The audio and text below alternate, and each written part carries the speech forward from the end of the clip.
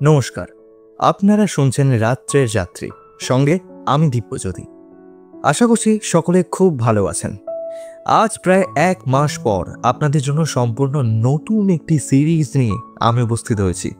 তো চলুন বিশেষ সময় নষ্ট না করে আজকে নতুন সিরিজের দিকে এগোনো যাক।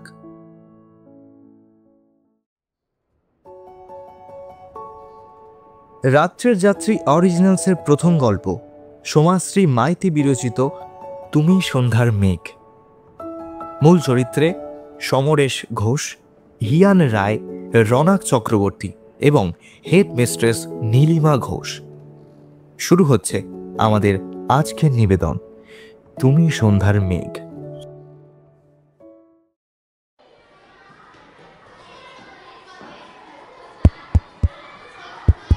হ্যালো হ্যালো, নমস্কার।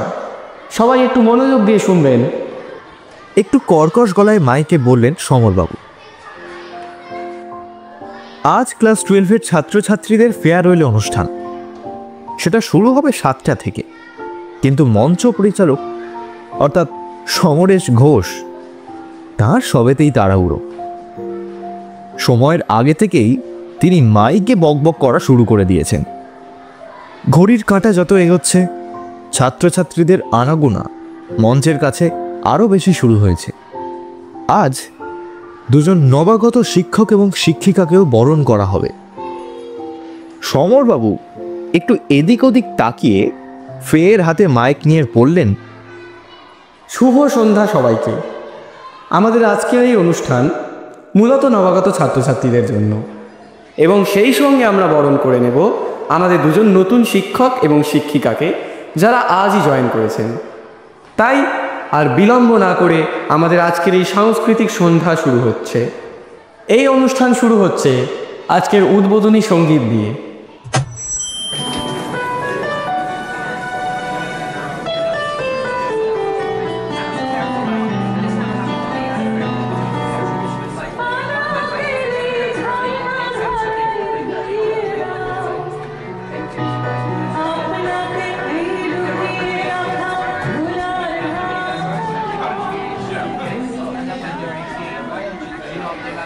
এবার আমরা মঞ্চে আসার জন্য অনুরোধ করব আমাদের নতুন শিক্ষিকা মিস হিয়ান রায়কে।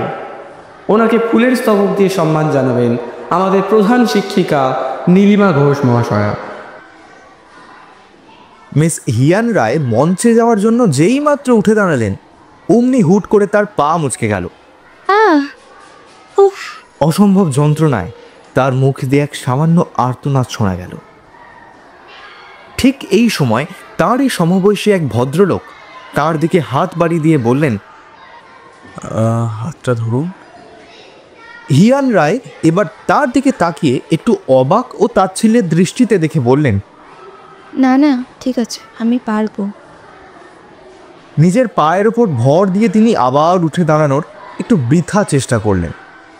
এবার সেই ভদ্রলোক আবারও তার দিকে হাত বাড়িয়ে দিয়ে বললেন, আরে নিন উঠুন, আমিও মঞ্চেই আসতাম, এই আপনার পরে, এখন না হয় একসাথেই যাই। এবার আর না করতে পারলেন না হিয়ান রায়।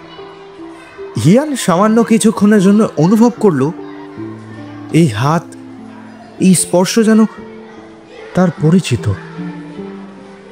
যদিও এর চেয়ে বেশি আর কিছু ভাবতে পারলেন না হিয়ান। মঞ্চে উপস্থিত হওয়ার সঙ্গে সঙ্গে সমরবাবু বললেন, মিস হিয়ান রায়কে সাহায্য করার জন্য যেহেতু মঞ্চে আমাদের নতুন শিক্ষক মিস্টার রনাক চক্রবর্তী উপস্থিত হয়েছেন, তাই আমরা দুজনকে একসাথে বরণ করে নেব এবং মিস হিয়ান রায়কে সামান্য কিছু বক্তব্য রাখার বিশেষ অনুরোধ জানাই। এবারে জানা গেল ভদ্রলোকের নাম রনাক চক্রবর্তী। সমরবাবু হিয়ান রায়ের দিকে মাইকটি এগিয়ে দিলেন। নমস্কার, আমি হিয়ান রায়। যেহেতু শিক্ষিকা হিসেবে এই স্কুলে আমার প্রথম দিন, তাই বিশেষ কিছুই বলার নেই। তবে আমি চেষ্টা করব সকলে মিলেমিশে একটা সুস্থ শিক্ষিত সমাজ গঠন করার। ধন্যবাদ। বলেই মঞ্চ থেকে নেমে গেলেন হিয়ান রায়।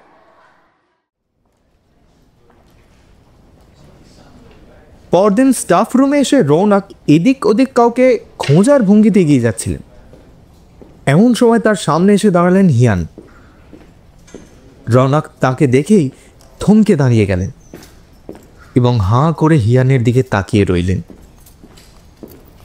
হিয়ান এবার একটু অবাকভাবে তাকে প্রশ্ন করল, এক্সকিউজ মি, ওইভাবে হাঁ করে কি দেখছেন? রৌনক এবারে কোনো এক অদৃশ্য কিছুর মোহচ্যুত হয়ে একটু ইতস্তত ভঙ্গিতে জবাব দিলেন,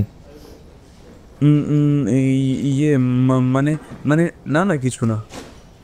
হিয়ান রায় যে একটু গম্ভীর স্বভাবের মানুষ তা কালই তার কণ্ঠস্বর শুনে বোঝা গেছিল। আজও তিনি সেই ধারাবাহিকতাকেই বজায় রেখে বললেন, oh by the way, thank you কালকে আমাকে সাহায্য করার জন্য। আর আপনার নামটা কি যেন? আমি রৌনক চক্রবর্তী। আচ্ছা, আপনি যদি কিছু মনে না করেন একটা কথা জিজ্ঞেস করব? হ্যাঁ বলুন। আচ্ছা, আপনার কোন সাবজেক্ট? আমার ফিজিক্স। কিন্তু আপনি জেনে কি করবেন? ইয়ে মানে না না কিছু না, এমনি এমনি। আমার Bangla. I am not interested, you may leave. বলেই সামনে থেকে গট গট করে হেঁটে চলে গেলেন হিয়ান রায়।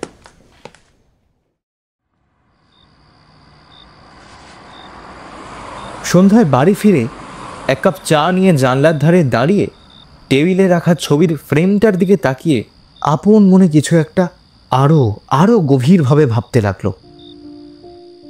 এতগুলো বছর হয়ে গেল, একই রয়ে গেলি বল? না না, একটুও বদলাসনি নিজেকে। আমায় চিনতেও পর্যন্ত পারলি না হিয়া। আর আর না পারাটাই স্বাভাবিক। বিশ্বাসঘাতককে কেই বা মনে রাখে। হঠাৎ কলিং বেলটা বেজে উঠল। রৌনক প্রশ্নোক্ত মনে এগিয়ে গিয়ে দরজা খুলতেই অবাক হয়ে গেলেন। হিয়ান রায়? কিন্তু তিনি এখানে কি করছেন? রৌনক এবার প্রশ্নটা না করে পারল না। আপনি এখানে? বোঝা গেল হিয়ানও তার দ্বিগুণ অবাক হয়ে গিয়েছে। সেও অবাক স্বরে বলল, আপনি আপনি বা এখানে কি করছেন? আমি এখানেই এই ঘরটি ভাড়া নিয়েছি। ও আচ্ছা আচ্ছা, অ্যাকচুয়ালি আমিও পাশের রুমটাই নিয়েছি। আসলে আমার একটু দড়ির প্রয়োজন ছিল। এবার রৌনক ভদ্রতার খাতিরে তাকে ভিতরে প্রবেশের জন্য দরজা থেকে সরে গিয়ে বললেন, আচ্ছা আসুন আসুন, আপনি বসুন, আমি আছি। বলছিলাম, চা খাবেন আপনি? না না ঠিক আছে, আপনি দড়িটা একটু তাড়াতাড়ি দেবেন। হিয়ান গুরুত্ব না দিয়েই বললেন, আচ্ছা আচ্ছা, জাস্ট আ মিনিট, আমি এক্ষুনি দিচ্ছি। ছবির ফ্রেমটা হাত থেকে টেবিলের ওপর রেখে বেরিয়ে গেলেন রৌনক। দরজার বাইরে থেকে ঘরের ভেতরটা দেখার চেষ্টা করলেন হিয়ান এবং ঠিক সেই মুহূর্তে টেবিলে রাখা ছবিটা তার চোখে পড়ল। রাগে তার মাথা আগুন হয়ে উঠল এবং সঙ্গে সঙ্গে হিয়ান সেখান থেকে ক্ষোভে বেরিয়ে গেলেন।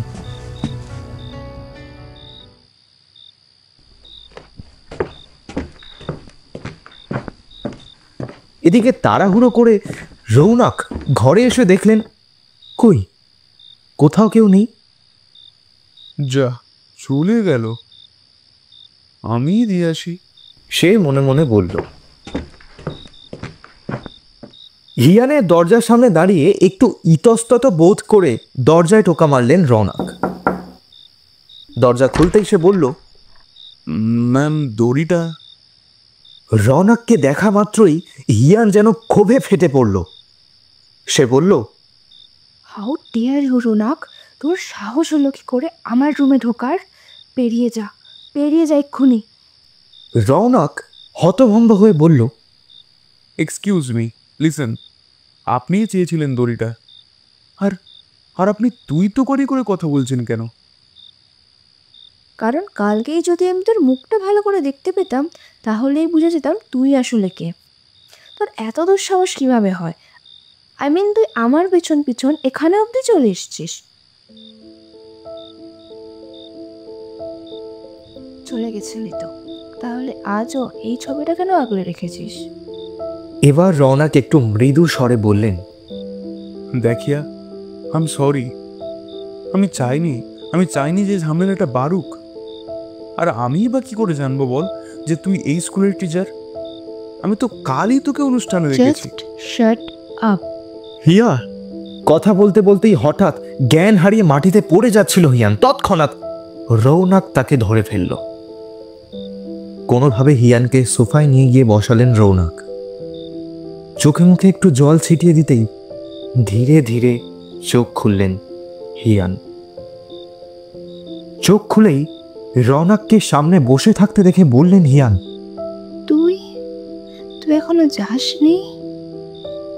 রৌনক তার হাতে হাত রেখে শান্ত কণ্ঠে বললেন, হিয়া হিয়া, রিল্যাক্স রিল্যাক্স। আমি জানি তোর ফুবোফোবিয়া আছে। দয়া করে আগের জিনিসগুলো মনে করে নিজের শরীরটাকে অসুস্থ করিস না। তুই তো জানিসই এগুলো তুই যত মনে করবি ততই তোর শরীর অসুস্থ হয়ে যাবে। জাস্ট লিভ ইট না। পালিয়ে বেড়ানোটা তোর অভ্যেস, আঘাত করাটা তোরই অভ্যেস, আমার না। হিয়া, আমার তখন কিছু করার ছিল না। ওই সময় আমার ভবিষ্যৎ নিয়ে চিন্তা ছিল, তোর ছিল না। তাতে আমার কি করার আছে বল? বাহ, চমৎকার। আজ আমি ভবিষ্যৎ তৈরি করতে পারিনি, সাফল্যতা আমি পাইনি। হ্যাঁ হ্যাঁ, পেয়েছিস, কিন্তু আমরা তো কত ভালো সময় কাটিয়েছি একসাথে। সেগুলোকেই না হয় মনে রাখ না। সব খারাপ দিনগুলো মনে রেখে লাভ কি বল? হিয়ানের চোখের কোণ ভিজে উঠল। হিয়ান এবার উঠে গিয়ে একটা সিগারেট ধরল। ওকে, আর মনে করব না। তবে তুই এখন আসতে পারিস, আর ভবিষ্যতে কখনোই এই ঘরে আসবি না। রৌনক তার মুখ থেকে সিগারেটটা সরিয়ে নিয়ে বললেন, আরে, এটা তো আমার পছন্দের ছিল, তোর পছন্দের আবার কবে থেকে হলো?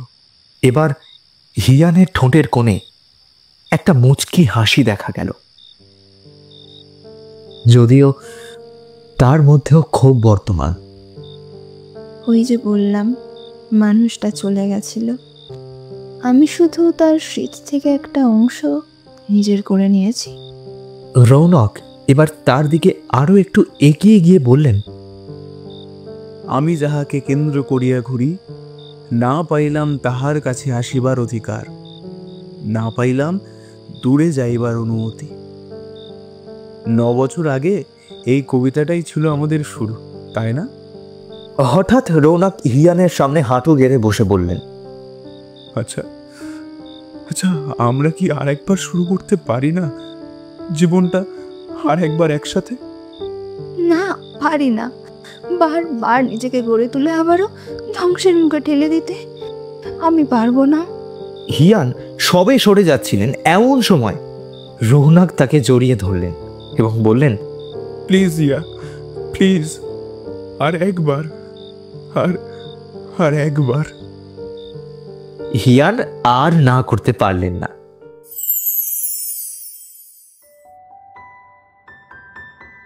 এরপর থেকে একসাথে বেশ সুখেই কাটছিল তাদের প্রাত্যহিক জীবন, এবং তারা ঠিক করলো যে তারা বিয়ে করবে। হিয়ানের বাবা মা প্রায় 4 বছর আগেই মারা গিয়েছিলেন, এবং রৌনকের বাবা মা ইউএসএতে প্রায় 2.5 বছর আগেই শিফট করে গিয়েছেন। তাই আত্মীয় স্বজন বলতে তাদের কেউই নেই। আগামী মাসেই তাদের বিয়ে ঠিক হলো। বিয়ের কয়েক সপ্তাহ আগে তারা দুজনে কিছু জিনিস কেনার জন্য বাজারে গিয়েছিলেন। বাড়িতে ফিরে রৌনক দরজা খুলতেই একটি ছোট্ট বাচ্চা তার দিকে বাবা বাবা বলে এগিয়ে এলো। হিয়ান তো কিছুই বুঝতে পারছে না। সে লক্ষ্য করল বিছানায় একজন বছর 30-এর ভদ্রমহিলা বসে আছেন। এনাকে যেন চেনা চেনা মনে হলো তার।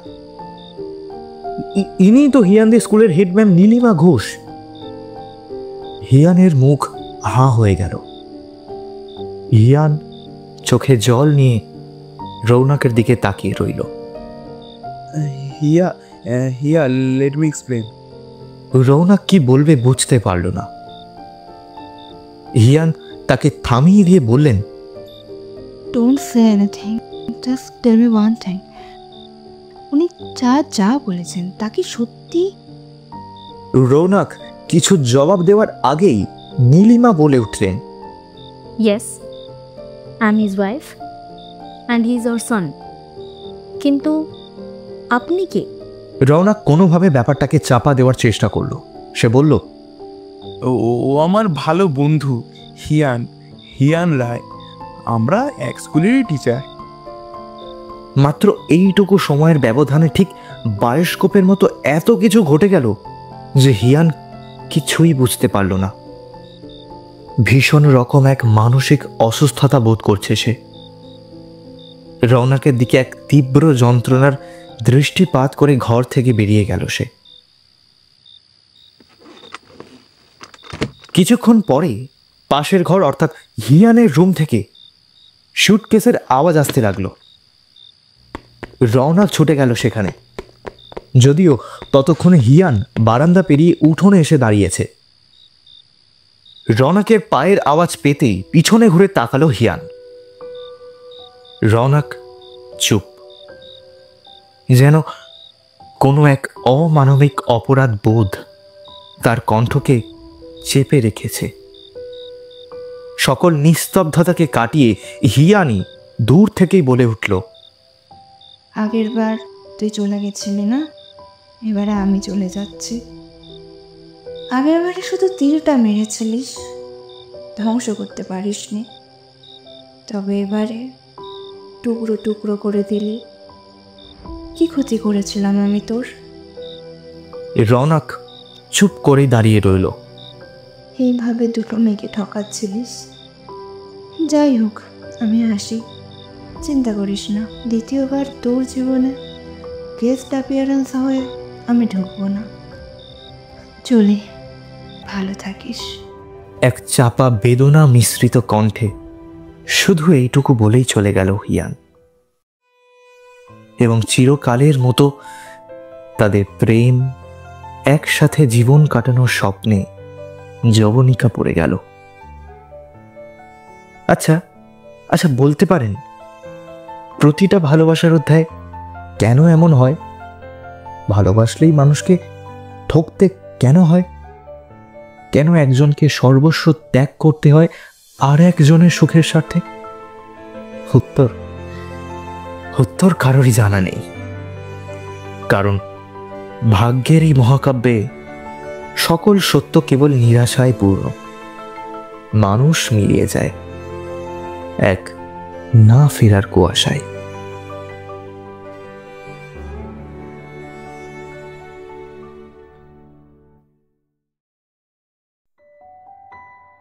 আজ আপনারা শুনছিলেন সোমাশ্রী মাইতি বিরচিত তুমি সন্ধ্যার মেঘ। সমরেশ ঘোষের ভূমিকায় শায়ক, হিয়ান রায়ের ভূমিকায় অঙ্কিতা, রৌনক চক্রবর্তীর ভূমিকায় সিদ্ধার্থ এবং ভদ্রমহিলার চরিত্রে সোমাশ্রী। সূত্রধার ও গল্প পাঠকের ভূমিকায় আমি দিব্যজ্যোতি। শব্দগ্রহণ, আবহ সঙ্গীত, স্পেশাল এফেক্টস এবং প্রচ্ছদ অলঙ্করণে টিম রাত্রে যাত্রী। সমগ্র পরিকল্পনা ও পরিচালনায় আমি দিব্যজ্যোতি। আশা করছি আমাদের আজকের গল্পটি আপনাদের ভালো লেগেছে। যদি ভালো লাগে তবে অবশ্যই ভিডিওটি লাইক করবেন এবং কমেন্ট করে জানাবেন কোন ডায়লগটি বা কোন পার্টটি আপনাদের সব থেকে বেশি ভালো লেগেছে। চ্যানেলে যদি নতুন হয়ে থাকেন তবে সাবস্ক্রাইব করতে একদমই ভুলবেন না, এবং এমন গল্প আপনাদের আপনজন এবং বন্ধুদের মাঝে বেশি বেশি করে শেয়ার করে দেন। দেখা হচ্ছে খুব তাড়াতাড়ি আবারও নতুন একটি গল্প নিয়ে। ততদিন সকলে সুস্থ থাকুন, ভালো থাকুন। শুভরাত্রি।